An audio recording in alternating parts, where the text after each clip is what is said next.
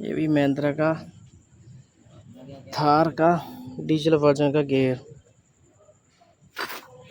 इसकी करी है हमने ये पूरी गियर असेंबली चेंज।